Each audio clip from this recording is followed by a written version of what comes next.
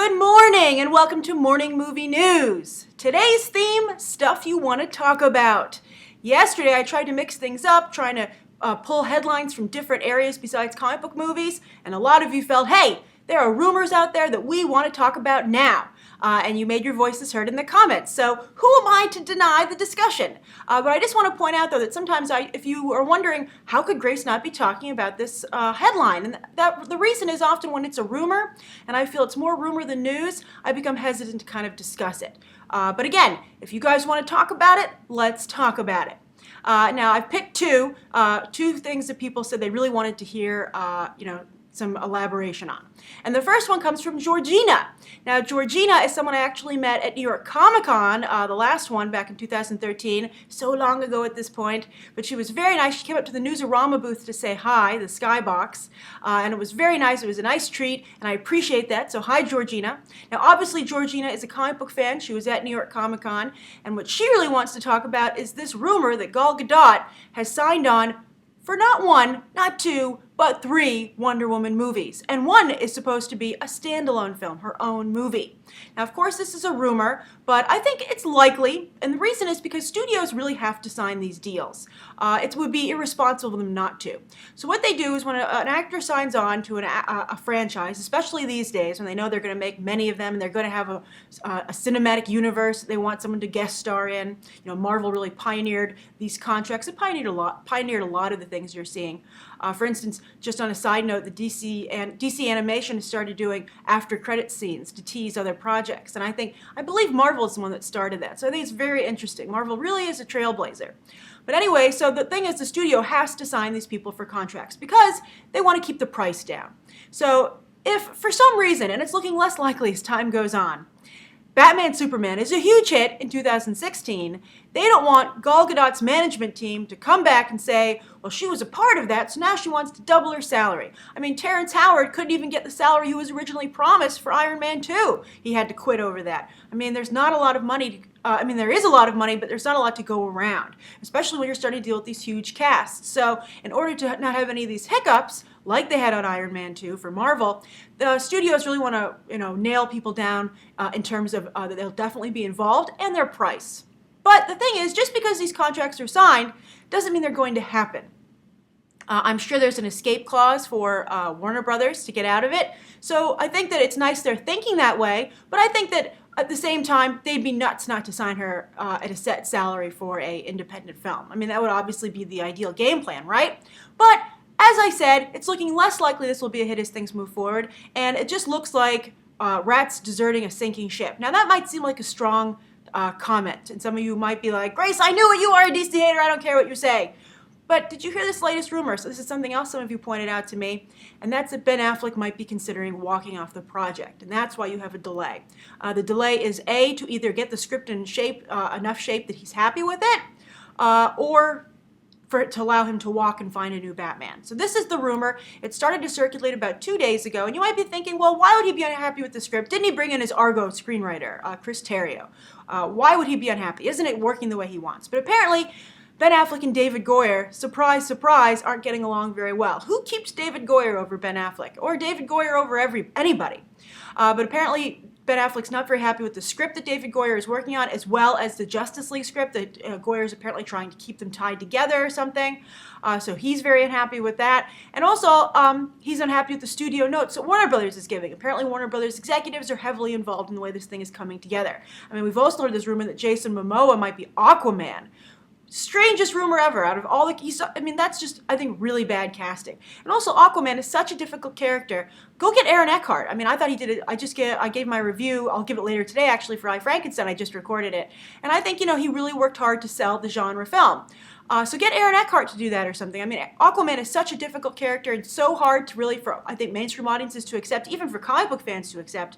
You have to get a good actor in there. So, that's very scary. So they really have a big problem here with the way this project is coming together. Gal Gadot might be like, what am I signed on to? There's no way she's going to leave. This is the biggest thing to ever happen to her career. And she's going to hang on for dear life and just hope this thing doesn't implode. But if Ben Affleck were to walk, I think that would just be so embarrassing for the film. And perhaps maybe he should. Some people on the internet are saying, walk, Affleck. Get away from this, as I said, sinking ship as fast as you can because he's worked so hard to resurrect his career. And also, oh yes, the other thing is that apparently the shooting schedule keeps getting extended and pushed back. And it's going to apparently keep him from doing a directing gig that he really wants to do. And, he has to really keep that, flex those muscles, his directorial muscles, to remind people that he's, also he's an actor-director these days. So very interesting developments going on there. Also, as a side note to this story, so much happening in the comic book sphere. Ant-Man has moved up about 2 weeks to take that old Batman-Superman date, which means it'll be going up against Warner Brothers' Peter Pan, which they put on that date, hoping to still claim it. But I think Ant-Man was like, "Are you kidding? We have Paul Rudd and Michael Douglas with Edgar Wright directing. We're going up against your Peter Pan movie, your stupid Peter Pan movie." I'm sorry, but they just cast Garrett Hedlund from Tron Legacy as Hook. I mean, if he was Pan, I don't understand why there's Hook, Pan, and a second pirate who's going to be played by Hugh Jackman. Why isn't Garrett Hedlund just Pan and Hugh Jackman is just Hook? This whole convoluted origin story is just really throwing me already and seems ridiculous. But also, nobody wants to pay to see Garrett Hedlund. I mean, this just hasn't worked out. I think he's really risky. I don't think he has acting cachet even. They were considering Ryan Gosling for the role, but at least Ryan Gosling has a cult fan base and critical respect. What is Garrett Hedlund bringing to the table? I feel that's just really bad. And I think that I don't have any faith in that at all. So I think Ant-Man should totally take that date and is going to dominate on it. All right, so the second thing, Blake F. is like, "Grace, you got to talk about the Pixar Star Wars rumor. Come on!" I love that you guys were so vocal yesterday. It was really very, very fun. So Blake F. says, "What about this rumor?" So of course, that's basically the headline, and that's all there really is to it. There's a rumor going around that Star Wars is like for the Star Wars universe, Pixar will make an animated movie, and I guess this makes some sense. As of course, Disney Animation is making their first Marvel film, Big Hero 6, this year. That's coming out. So why not send the Star Wars brand over to Pixar? I don't know. I have a hard time believing this. If this were to happen, by the way, I think that would be the final, like the death knell of Pixar's independence. They have really tried to hold on to that. They really have become a studio machine, which is what Disney wanted them to become, and Pixar fought against so hard. It was one of the reasons they tried to not end up being part of the Disney company, but Disney was very manipulative and quite shrewd business-wise and managed to corner Pixar anyway, and also threatened to make Toy Story 2 without them. But over the time, and as Pixar I think has run out of ideas, there's that story we talk about, the napkin story, that they wrote down all their original ideas on a napkin when they first started Pixar, and I think the last was like Wall-E or Up. I forget the order off the top of my head, but then after that they really haven't had anything. And I think it shows in the work that they're putting out there, unfortunately. So I guess they're like, why not make a Star Wars movie? But at the same time, I just think, what Pixar tries to do, I feel they're emotionally manipulative. They've become more so over the years. I feel that they have their formula, and I don't see how you can apply that to a Star Wars film. I think that, Disney's great. They have all these brands, but they should be careful about mixing them. I would think it could potentially taint multiple brands instead of elevating multiple brands, as I think they're hoping. I don't think it's a good idea. I think Pixar should just be left alone to do what they do best, and I think I would rather see Disney Animation make a Star Wars movie. I mean, they handled someone with powers very well with Frozen, and it was extremely popular. Go make a Jedi princess, I guess. Although I'm sure some of you are throwing up in your mouth right now. All right, so that's the second story of the day. I feel that's just such a huge rumor and unlikely. All right, so the third story, this was interesting. This is, when they start to cast movies, they put out a blurb for the auditions, and they leak. Someone goes on there are a ton of actors who have access to these sites, and they go and they see what the blurb is for the movie, and they tell everybody else. And, as we all know, the Fantastic Four movie is nearing production. I believe it's supposed to start in February shooting, like mid-February, although only Michael B. Jordan seems to be solidified for Johnny Storm, although still not official. But the blurb came out for what the story's going to be, and it is so different. All right, so the blurb says, "The Fantastic Four will tell the story of two very young friends, Reed Richards and Ben Grimm. After an event transforms the boys, they find themselves empowered with bizarre new abilities. Reed becomes a scientific genius who can stretch, twist, and reshape his body to inhuman proportions." Watch out, that inhuman term is probably, I think, owned by Marvel. Ben becomes a monstrous, craggy humanoid with orange, rock-like skin and super strength. However, the two end up being owned by the government and used as weapons. But after they mature, two others with powers come into the picture: Sue Storm, the Invisible Girl, I just hate that right there, and Johnny Storm, the Human Torch. So that is an incredibly different origin story. For those of you who are not familiar with the origin story of the Fantastic Four, they were scientists, astronauts actually, I believe. Ben Grimm was a pilot, an astronaut pilot. They go on an exploration. They go to do a scientific experiment. Reed Richards, they might have had to go, do it, behind the off the book. They weren't supposed to do it, but they're rebels. They're science rebels. They go into space. Cosmic radiation happens. The experiment goes horribly wrong. They get their powers when they come back, and of course, Sue and Johnny are sister and brother, but they all know each other as adults. Now, we all know, I've expressed many times on this show, my pet peeve with making people know each other as children. And the idea that Reed Richards and Ben Grimm are kids, I don't know, this thing all has like a Super 8 vibe to me, and I don't, also, if they're transformed as boys, does that mean Reed Richards was doing science experiments as a boy? I mean, that really makes them both more victims, and that Reed maybe potentially wasn't smart to begin with. I don't know. I mean, I guess you could make the story. It's not Fantastic Four really anymore, except in the names. But as I said, if they can keep the core principles, as I talked about in the DC hate video that I discussed, why maybe DC movies don't always work out. If they can keep the core principles of the Fantastic Four, that it's about family, and they kind of keep the scientific future foundation aspects that I think the title has gone in recently with, Hickman really introduced that element to it. Maybe I could see myself buying this. I do have tremendous faith in Josh Trank, the Chronicle director who's taking this over. But as I said, it's a little Spielbergian. I mean, of course, J.J. Abrams, took that, borrowed it, an homage with Super 8. But, it creates that kind of, oh, what if, when E.T. touched Elliot, he had superpowers, and let's go see him years later.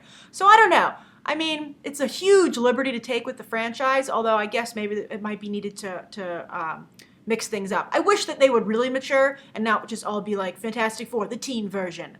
I would much prefer that they were adults. I've said many times, the original Steven Soderbergh, George Clooney, Charlize Theron Fantastic Four they were considering sounded fantastic, and I just wish they had made that. So we'll see. All right, so that's the third story of the day. All right, so on to the viewer question. All right, so those are the first three stories. The viewer question comes from Pepper Reading. Pepper Reading says, question, do you think that at some point in the future, blockbusters will become the only thing people go to see at the theater, while the smaller films with less special effects will go straight to on-demand? This would seem like the way to go, as the small independent films might make more money since they don't have to share so much money with the theaters. Although I am sure they would have to pay the broadcasting company something, cable. What are your thoughts? You can see the future, Pepper Reading. I think this is indeed a direction that we are heading in. Now, we'll get into why I think we're going to get there a little sooner than we might have eventually. But first off, it would be cheaper. I mean, you're kind of seeing a business model which has benefited comics and has benefited music and benefited books, that people can just download it on their device, their handheld device.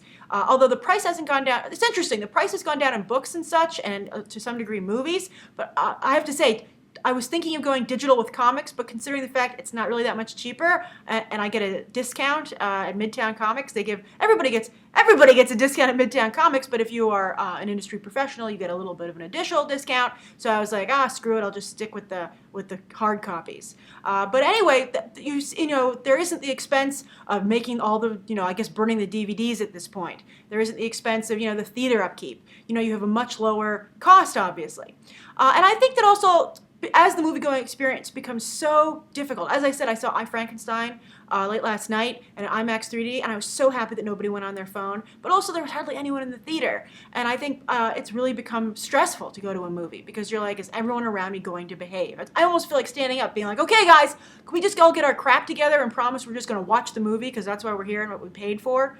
No talking, please. So, I mean, I have to admit, and I'm sad to say it, recently there have been times when a movie is coming out and I'm like, I wish that was just going right onto demand, because I would have such much better time watching it at home.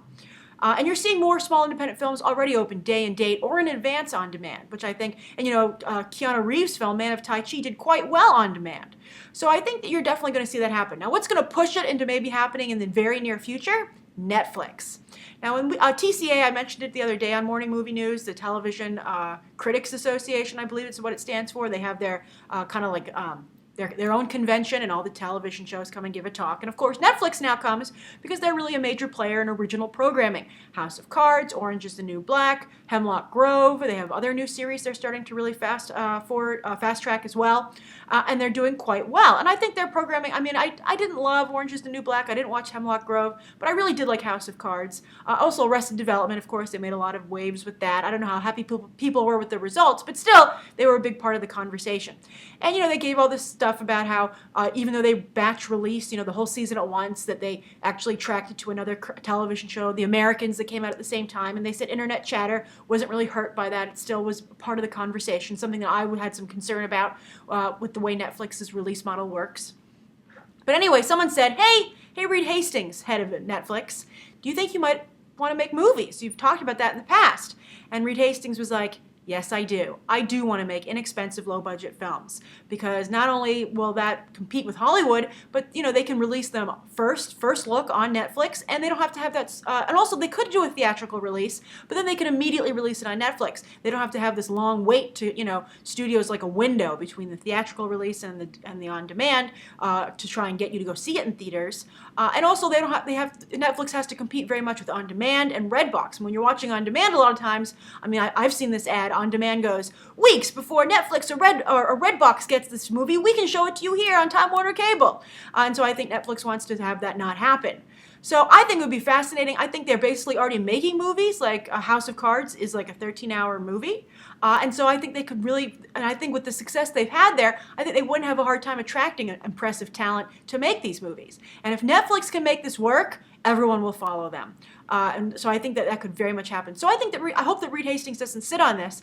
I would really like to see this happen. And I would like to see it scare the crap out of movie theater owners to maybe fix up their own situation, because they're going to have to really do something to fight back against that to make you want to go to the theater again. And they're just so take I think, the moviegoer for granted. I mean, I could talk about this forever because I'm so upset about it. We've had this discussion, but I think movie theaters are just really appalling in their mistreatment and disrespect for those of us who spend our money to go to their establishments. All right, so that's Morning Movie News. Thank you for tuning in. Thank you for your questions. Write down below what you'd like to see covered Monday and any questions you might have. Thanks for watching. Bye.